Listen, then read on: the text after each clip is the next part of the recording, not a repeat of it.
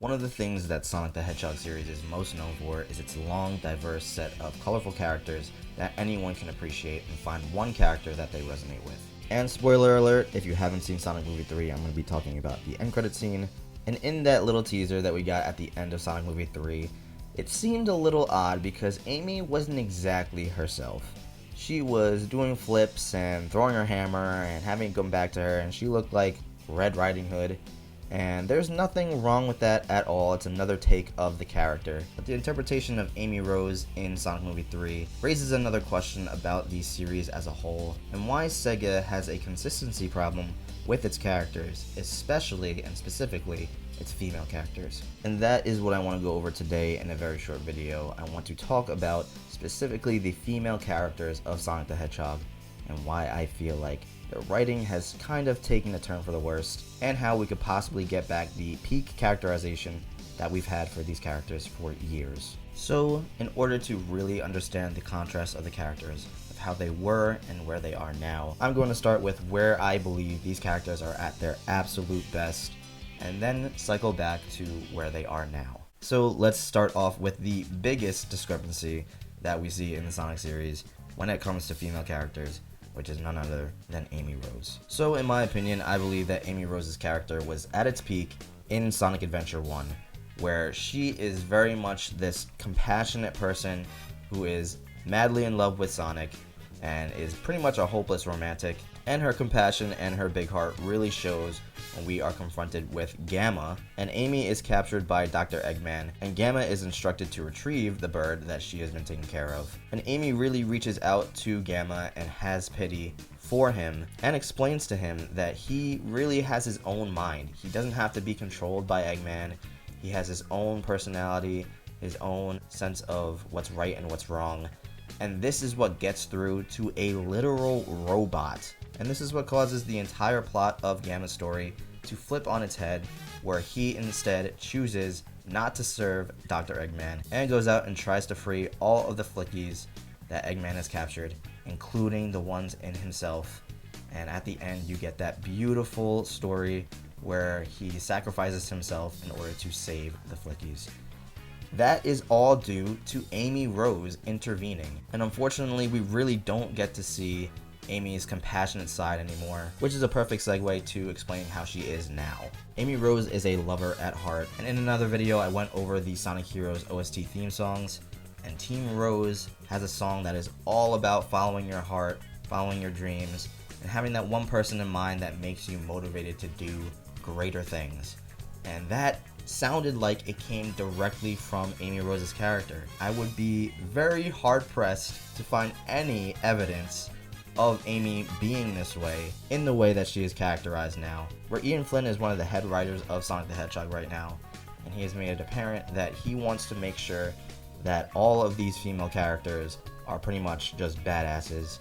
And I disagree with this sentiment. I don't hate him, I don't think that he's a bad guy at all, I don't despise his writing, but I do disagree fundamentally on what Amy's character should be. For example, now we see Amy pretty much has no ties to Sonic. She doesn't show her affection towards him, and she's very much a warrior now. And I know that Sonic Forces really kind of destroyed a lot of people's characters in that game, and Amy Rose is one of them, where she is a war general. She's pretty much this tough girl boss that we see all the time throughout media, not just in Sonic the Hedgehog. This is the problem in a nutshell. When you have a stereotype that goes on and permeates through a lot of media, like when girls are just these girly girls and they only talk about boys and they only care about boys and they're only romantic and loving and whatever, you have one side of the stereotype, and when people get tired of that, you want to change characters and change female characters to another stereotype. It's just a cycle of going from girly girl to girl boss, and then girly girl to girl boss. And I think that a lot of writers don't understand that there is so much in between that you can have with these characters. And it's a shame, because I think the lines between male and female characters really should be blurred a lot more, where you can have female characters doing male-oriented things, such as going out, fighting, and whatnot. And you can have the opposite, where you can have male characters that do female-oriented things, like caring for people, giving support. I don't think that it's just two options. And I think that for female characters specifically, writers feel like they have to go with these two options, where it's either girl boss or girly girl. Again, with Amy, they made sure that we never got to see her caring for Sonic in fear of having that girly girl stereotype. There's nothing wrong with Amy liking Sonic. Changing Amy Rose's heart is a very big mistake, because her heart is her character. Like I explained, for Sonic Adventure 1 story, her heart changed the entire story. And I think that her not showing affection towards Sonic and now having tarot cards, which was a thing that Amy Rose had, but they are making it very, very apparent that's like at the foreground of her character, where she's just this tarot card dealer and she likes the mystic arts. This is where I was talking about Sonic Movie 3, where she was doing flips and throwing a hammer around. Again, I understand that the movie interpretation is separate from the game interpretation, but it still shows that they don't really understand Amy Rose's character, and it is really a shame, because you really only have to play one game to really understand who Amy Rose is. And yeah, another character that I would love to see come back to her former glory is Blaze the Cat. Blaze was at her peak in the Sonic Rush series where she was introduced. She was a very stoic character, very reserved. She didn't trust other people, and that was interesting because it caused a contrasting dynamic between her and Cream, where Cream, again, is one of these compassionate people who sees the good in everybody, and Blaze is very reserved, doesn't trust anybody, doesn't see the good in everybody. And it works because at the end of the story, Blaze learns to trust other people through Cream, and it shows Cream's characterization as well, where she is just this loving person who does not back down, who knows that every single person has good in them. I think nowadays she is very just boring. She doesn't have anything to do.